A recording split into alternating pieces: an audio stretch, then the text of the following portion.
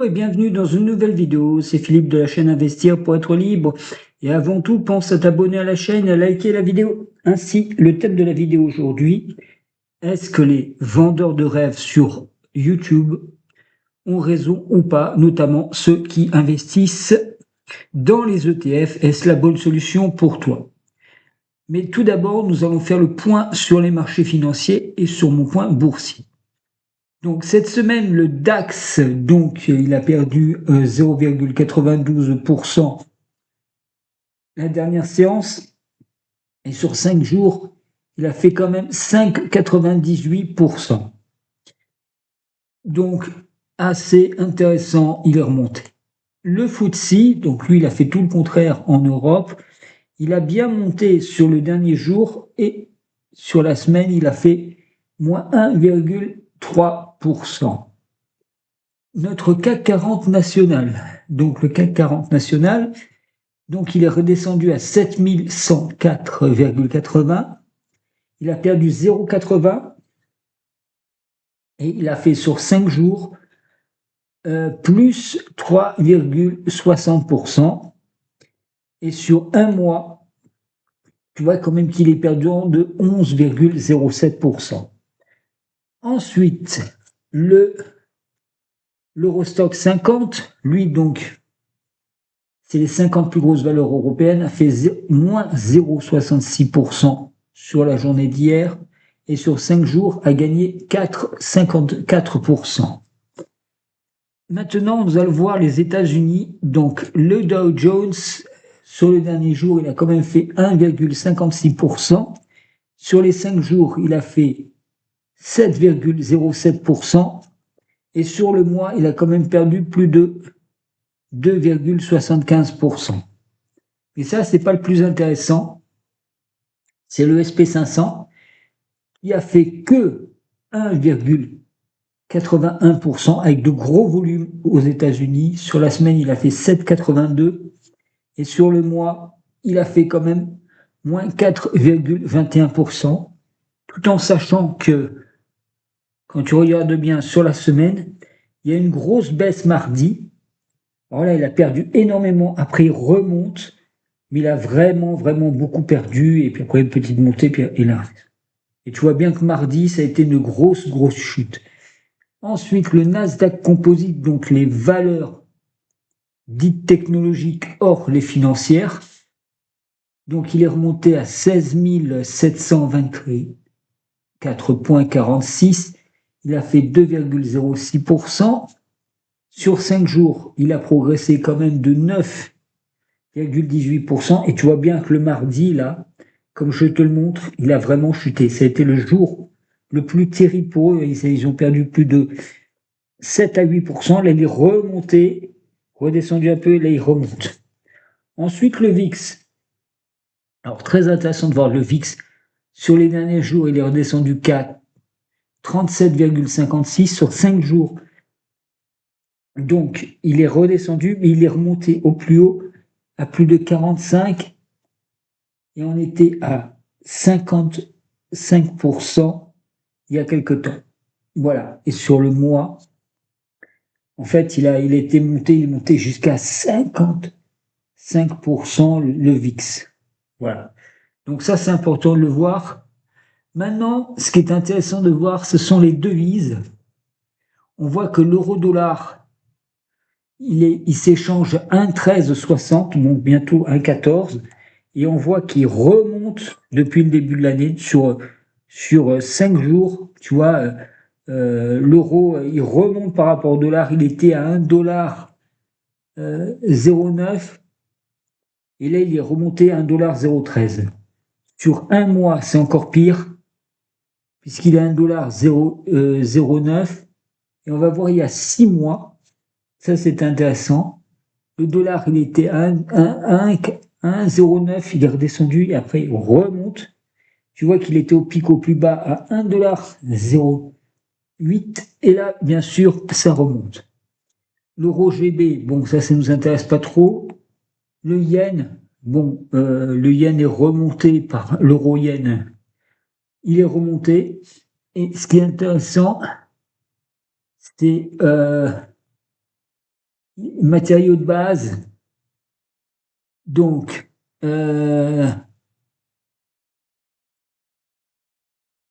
tout ce qui est minerai remonte, et notamment vous allez voir qu'ici l'or est fortement montré. Donc l'or, il est à l'once d'or, il a plus de 3253 $. Et le pétrole est remonté un petit peu, mais vu que le dollar il est à 1,14 €, celui-ci a baissé. Nous allons voir maintenant les bourses américaines et notamment sur ce qui se passe. Donc on voit toujours que la première capitalisation est Apple à 2977 milliards. Il est descendu à 2700, si mes souvenirs sont bons, dans la semaine. Il a un petit peu remonté. Microsoft, donc, est la deuxième capitalisation à 2,888 milliards. Il était à 3003 il y a quelque temps. Nvidia, toujours la troisième, à 2,7 milliards. Amazon, Alphabet, Meta Platform. Il est intéressant de voir Berkshire Hathaway, donc le conglomérat de Warren Buffett, qui lui, tu vois, il monte. Et tu vois les autres à côté, elles sont en baisse. Tac, tac, tu vois qu'il y a vraiment une baisse. Et en fait, c'est la seule qui monte. C'est le conglomérat de Warren Buffett. Tu vois, je te les montre toutes. Voilà. Donc, en fait, c'est celle-là qui baisse. C'est toutes les valeurs techno qui baissent, sauf le conglomérat de Warren Buffett, donc BRK, si ça t'intéresse, Berkshire Hathaway, qui lui ne fait que monter. Voilà. Donc, on peut pas dire vraiment qu'il y ait une petite baisse. Ensuite, alors, toujours cette guerre commerciale en troisième lieu, donc cette guerre commerciale qu'il y a entre les États-Unis et la Chine, donc ce qui donne une taxation à plus 124% pour les États-Unis vers la Chine, auquel ils avaient rajouté déjà 20% à l'époque. Donc ça ferait 144% sur les produits chinois importés aux États-Unis, donc tout ce qui est fabriqué Chine, Bangladesh, Taïwan, tout ça. Et les Chinois ont répliqué à 120% sur les produits américains. Donc, exportés vers la Chine.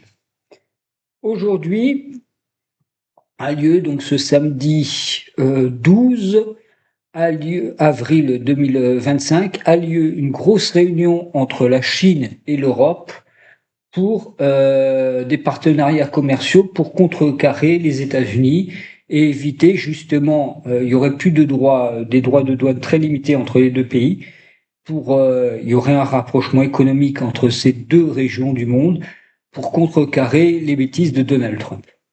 Donc, ce que font les Chinois à l'heure actuelle pour essayer de comprendre un petit peu la macroéconomie, c'est-à-dire qu'ils vendent des bons du trésor, puisque c'est le deuxième pays qui a le plus de réserves de dette américaine, ils les revendent sur les marchés financiers, et du coup, ça fait monter les taux aux États-Unis de 30 ans à 5%. Alors en général, on s'en fout, les taux à 30 ans, mais les taux à 10 ans sont à 4,58. Ils ont pris quand même 10% hier. Alors, ce que je veux te dire, quelque part, c'est une arnaque, comme tu vois, donc comme je te disais, c'est 1,12 $, le 1,13 $, le fameux dollar, il vaut 1,13 $ pour 1 euro, et beaucoup de youtubeurs te parlent aujourd'hui, ah mais c'est génial, il faut aller sur les ETF États-Unis. Alors, je t'ai fait un petit tableau récapitulatif en prenant une base de 100, si tu perds un certain pourcentage. Donc, si tu perds 10% de tes valeurs, il te faudra 11,1111% pour pouvoir remonter, récupérer ton capital de départ. Si tu perds 20%, il va t'en falloir 25%. Si tu perds 25%, il va en falloir 35,33%. Si tu perds 30%, il va te falloir 53% pour monter, 53,84. Si tu perds 40%, il va falloir 66,66% pour pouvoir remonter ton capital de départ. Si tu perds 45%, là c'est encore pire, c'est plus de 81,80%.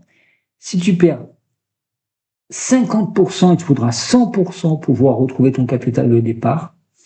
55%, 122,22, tu peux faire pause si tu veux.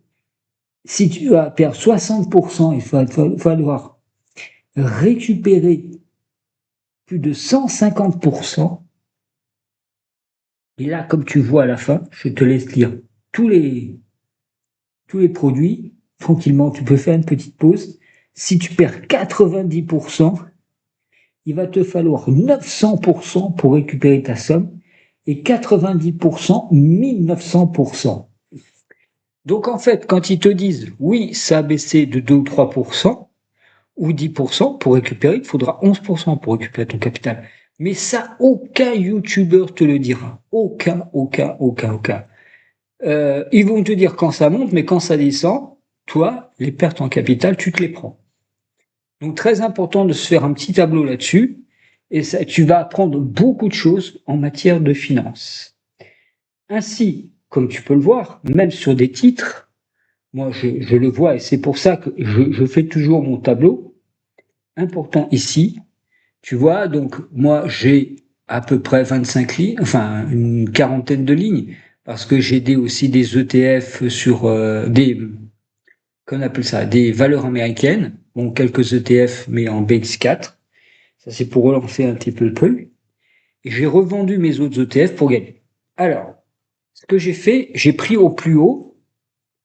Donc, avant que Donald Trump fasse son annonce, j'avais un capital de 49 260, alors 49 269,98 pour un investissement de 41 064,03. Donc là, j'étais en positif. Et depuis l'annonce de Donald Trump, depuis le 4, donc le 4, j'ai perdu 1499. J'étais à 1499 en moins. Là, le jour après, j'étais à 3424,25 € en moins. Là, j'avais le troisième jour, comme tu peux voir les chiffres. Et aujourd'hui, nous sommes le 11. Donc la valeur du 11, c'est le samedi 12, j'ai en fait perdu 4694,91 € en moins-value latente, c'est-à-dire qu'il n'y a rien de vendu. Alors ce que je fais moi, c'est que je repère les actions qui sont en négatif, notamment Total Energy, tout ça, et dès que j'ai un peu de cash, je mets dessus. Voilà, tout simplement. Ainsi, pense à t'abonner à la chaîne. N'écoute pas toujours les gens qui te disent des bêtises sur YouTube. D'ailleurs, on voit beaucoup de chaînes YouTube où il n'y a que les mecs à les ETF, mais ils ne disent pas exactement combien ils ont perdu. Puisque moi, je te dis les choses. Tu vois, ce petit tableau que je t'ai fait ici, il va énormément t'aider. Donc ça, c'est important de se le faire.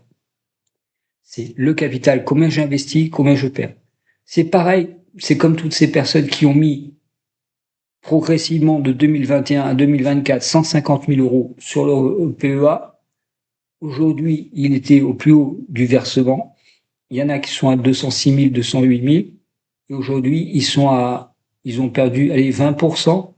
Et quand tu regardes la somme de 20%, mettons, ils sont à moins 20. Alors, on va dire moins 25% pour l'instant d'investis. Il leur faudra 38,33% pour pouvoir remonter. Alors ça va être difficile, parce qu'il y a des valeurs qui ont vraiment chuté, des ETF qui ont vraiment fait du moins 15, moins 20%,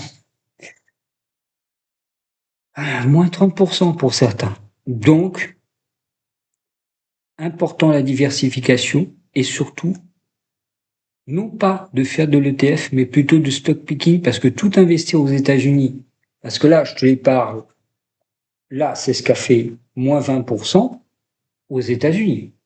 C'est-à-dire, ETF S&P 500, moins 20% aux États-Unis. Et quand tu regardes bien la map, ici, on va bien la revoir. Je crois que c'est important que je puisse te montrer. Donc, la map aux États-Unis, tac, tac, tac, ici. Donc, on va voir les États-Unis. Quand tu as perdu. Alors, sur les États-Unis, on va prendre. Alors, il y a le truc, le S&P 500. Sur un mois, quand tu perds 4,21%, et surtout sur 6 mois, 8,47%, on va dire 10%, il va falloir 20% pour récupérer, 25%. C'est pareil, le Nasdaq Composite, si tu as investi il y a, mettons, il y a un an, tu étais au maximum, bon, on va dire il y a 6 mois, tu étais au maximum dessus, et tu as 9,60 et as perdu moins 9% quand tu étais au plus haut, il faudra 18, 20% pour récupérer. C'est pas sûr que cette année, ça repasse plus 20. Et après, il y a beaucoup d'indices qui vont redescendre. Donc, ce que je te dis, c'est toujours garder ce petit tableau que j'ai là, pense à t'en faire un, et tu verras ce que tu gagnes et ce que tu perds. Parfois, il faut plusieurs années à faire remonter. Je te rappelle 2008 et 2000, les crashs boursiers. Là, on n'a pas un crash boursier, c'est juste une guerre commerciale entre les Américains et les Chinois. Est-ce que les Américains vont gagner? Non, parce que l'objectif, c'est de faire baisser la bourse américaine pour que les investisseurs, et notamment les gros hedge funds, aillent acheter de la dette américaine. Et aujourd'hui, qu'est-ce qu'ils font? Ils vont pas acheter de la dette américaine, ils vendent leurs actions en panique, parce qu'ils doivent couvrir leur position. Ils vendent de l'or pour faire quoi? Pour couvrir leur position, et après ils sortent du marché. Tout simplement. Mais ils vont pas acheter de la dette américaine. Il faut pas croire. Et les Chinois la revendent, voire vendent pour plus de 50, je crois que c'est 500 milliards de dollars de dette américaine. Ça a fait remonter le taux de la dette. Je sais pas si les Américains vont être gagnants. C'est un jeu de poker. Ainsi, pense à t'abonner à qui est la vidéo, et t'abonner à la chaîne, et à bientôt dans une nouvelle vidéo. C'était Philippe de la chaîne Investir pour être libre.